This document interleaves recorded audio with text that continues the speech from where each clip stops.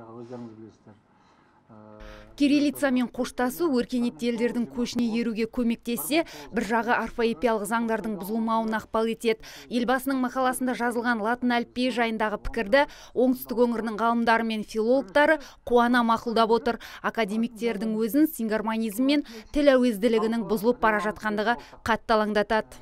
Дүние жүзінде қазір ағылшын тілі мен ағылшын әріптері мен сонан кейін латын әріптері басымдыққа ие дүние жүзі бойынша. Сондықтан мынау қазіргі ғылым мен білімді толық меңгереміз десек, техника мен технологияға қалмаймыз десек, өркениетті мемлекеттің көшіне ілесеміз десек, біз латынға өтсек, еш уақытта да ұтылмаймыз. Ал енді осы латынға көшкен кезде біздің негізгі мақсатымыз орфоэпиялық заңдарға көбірек ден қоюымыз керек, көбірек бұрылуымыз керек. Латын әліпбиіне көшудің тағы бір артықшылығы түркі жұртымен рухани байланысын нығаймақ. Жаңа қадамға аяқ басу алдын ғалымдар өз ұсыныстарын білдірді. Яғни 42 әріпті 28-ге дейін қысқарту.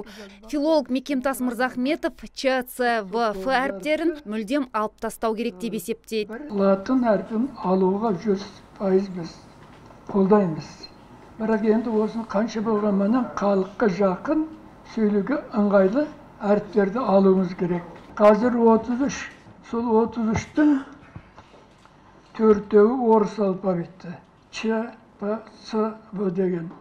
Соның қажеті бар ма? Латын әліпбиі қазір еліміздің түкпір-түкпірінде қызу талқылану үстінде. Қыркүйектің 11 күні парламент мәжілісінде тілдерді дамыту республикалық орталығының басшысы Нұрлан Тілешев латын әліпбиінің бірыңғай жүйесін таныстырған. Бірақ жиында қаралған бұл ұсыныстар әлі толық бекітілген жоқ. Ардақберден, Мұрат Адинаев, Абзал Тұрабек, ТВК.